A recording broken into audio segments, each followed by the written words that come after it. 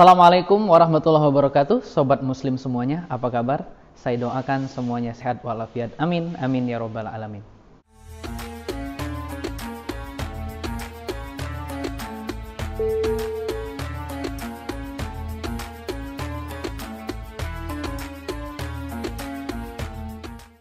Alhamdulillahirabbil alamin, wassalatu wassalamu ala asyrofil anbiya'i wal mursalin sayyidina Muhammadin wa ala alihi wa sahbihi ajma'in. Bersyukur kita kepada Allah Subhanahu wa taala dengan kita mengucapkan alhamdulillah atas nikmat yang diberikan Allah Subhanahu wa taala. Kita pada hari ini masih diberikan oleh Allah Subhanahu wa taala kesehatan sehingga kita bisa menjalankan ibadah dengan baik. Kemudian kita berselawat kepada baginda Muhammad SAW dengan mengucapkan Allahumma salli ala Sayyidina Muhammad wa ala ahli Sayyidina Muhammad. Mudah-mudahan dengan kita memperbanyak salawat kepada baginda Muhammad Rasulullah SAW, kita akan mendapatkan syafaat di hari kiamat nanti. Amin, amin ya robbal alamin. Sobat muslim semuanya yang dirahmati Allah Subhanahu wa taala, di video kali ini kita akan sama-sama belajar mengenal sosok khalifah yang ketiga, yaitu Utsman bin Affan. Sobat muslim semuanya, kita tahu bahwasanya sahabat-sahabat Rasulullah SAW adalah mereka bagaikan bintang-bintang di langit. Apabila kita tersesat dan kita melihat bintang-bintang di langit, maka bintang-bintang di langit itu akan menjadi pengarah bagi kita. Maka begitulah juga dalam kehidupan dunia ini. Kalau kita mengikuti langkah-langkah para sahabat radhiyallahu anhum, maka kita akan selamat di dunia dan di akhirat. Utsman bin Affan adalah sosok sahabat Nabi Muhammad SAW yang dikenal dengan as-sabiqunal awwalun, atau orang-orang yang pertama kali memeluk agama Islam.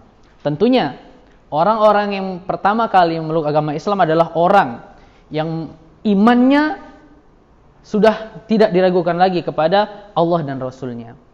Utsman bin Affan adalah sosok pemuda, sahabat Nabi Muhammad Rasulullah SAW yang menikah dengan anak-anak Rasulullah SAW. Gelarnya adalah Zunnurain atau miliki dua cahaya, karena dia menikahi anak Rasulullah SAW. Yang pertama yaitu Ruqayyah. Kemudian setelah Ruqayyah meninggal dunia, kemudian Utsman bin Affan menikah dengan Ummu Kalsum. Sahabat muslim semua yang dimuliakan Allah Subhanahu wa taala, apa keistimewaan dari Utsman bin Affan ini? Tentunya Utsman bin Affan ini adalah orang yang sangat kaya raya. Tetapi sobat muslim semuanya, kekayaannya tidak menyebabkan dia lupa kepada Allah Subhanahu wa taala. Bagaimana? Suatu hari di kota Madinah, pada saat musim panas, Madinah mengalami kekeringan yang sangat luar biasa. Pada saat itu orang-orang di Madinah sangat kesulitan air.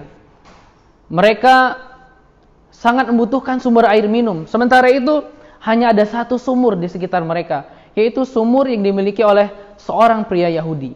Namun si Yahudi ini menjual air kepada kaum muslimin dengan harga yang begitu tinggi. Bagaimana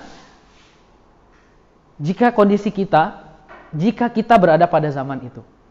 Ya, ada orang menjual air, sedangkan kita sangat membutuhkan, tapi dia menjualnya dengan harga yang sangat mahal. Maka Nabi Muhammad SAW memoti para sahabatnya, siapa yang dapat membeli sumur milik si Yahudi itu, sumur rumah namanya, kemudian mendermakannya, memberikan kepada kaum muslimin, imbalannya adalah sebuah di surga, sebuah rumah di surga. Siapa yang bisa menebusnya? Siapa yang bisa membelinya? Ya, yang membelinya adalah sahabat yang mulia, yaitu Utsman bin Affan. Sampai saat ini aset Utsman bin Affan itu masih ada. Ini adalah merupakan sebuah nikmat yang diberikan Allah kepada Utsman bin Affan. Dia mendapatkan pahala amal jariah dari apa yang dia berikan semasa hidup dengan Rasulullah SAW sampai detik ini. pahalanya masih mengalir kepada Utsman bin Affan. Itu adalah keutamaan dari Utsman bin Affan yang mendermakan hartanya untuk berjuang di jalan Allah Subhanahu wa taala. Sekarang apa-apa saja jasa-jasa yang dilakukan oleh Utsman bin Affan untuk kepentingan Islam. Jasa-jasa yang dilakukan oleh Utsman bin Affan, yang pertama, memperluas dan merenovasi Masjid Nabawi. Tentunya sekarang Masjid Nabawi sudah luar biasa sekali. Dulu di zaman Rasulullah SAW kecil sekali, sekarang sudah besar sekali untuk menampung ribuan jamaah. Yang kedua, pada zaman Utsman bin Affan, jasa-jasa yang dilakukan adalah membukukan Al-Quran. Di zaman Utsman bin Affan ini, Al-Quran dibukukan, sobat muslim semuanya. Pada zaman Rasulullah SAW, Al-Quran hanya berupa lembaran-lembaran saja, tidak dibukukan. Karena apa? Takut tercampurnya Al-Quran dan Al-Hadis. Maka pada zaman Utsman bin Affan, maka dibukukanlah Al-Quran sehingga menjadi Al-Quran yang sampai sekarang dibaca oleh seluruh umat muslim yang ada di dunia ini.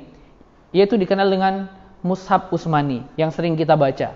Tentunya di rumah kita ataupun bahkan di gadget-gadget kita sendiri, di iPad kita sudah ada mushaf-mushaf Al-Quran ini. Itu adalah karya yang diberikan oleh Utsman bin Affan untuk Islam ini. Kemudian yang ketiga adalah membentuk angkatan laut. Ini adalah jasa Utsman. Dia membentuk angkatan laut untuk memperluas kekuatan Islam. Dan yang nomor 4 adalah memperluas kekuasaan Islam pada saat itu. Ya, jadi Islam tidak hanya di Madinah. Jangan kita bayangkan sahabat-sahabat itu hanya mereka beribadah di masjid, berzikir, sholat di masjid. Enggak. Tapi mereka berdakwah, menyebarkan Islam ke seluruh belahan dunia ini. Sahabat muslim semuanya, apa yang kita bisa ambil dari Utsman? Tentunya banyak sekali hal-hal yang bisa kita tiru, hal-hal yang bisa kita contoh dari perjuangan Utsman bin Affan. Sobat muslim, itulah kisah tentang Utsman bin Affan. Mari kita contoh, mari kita teladani, mari kita tiru semua apa yang dilakukan Utsman untuk Islam ini, supaya kita bisa apa? Bisa mendapatkan pahala jariah juga. Kita bisa mendapatkan pahala yang tidak putus. Walaupun kita nanti sudah meninggal dunia, kita masih mendapatkan transferan pahala dari orang-orang yang hidup di dunia. Padahal kita sudah meninggal dunia. Jangan sampai kita menyesal di akhirat nanti, amal kita sedikit, kita tidak mempunyai amal jariah. Demikian, subhanakallahumma wa bihamdihi, subhanakallahumma wa bihamdika, asyhadu an la ilaha illa anta, astaghfiruka wa atubu ilaih. Wassalamualaikum warahmatullahi wabarakatuh.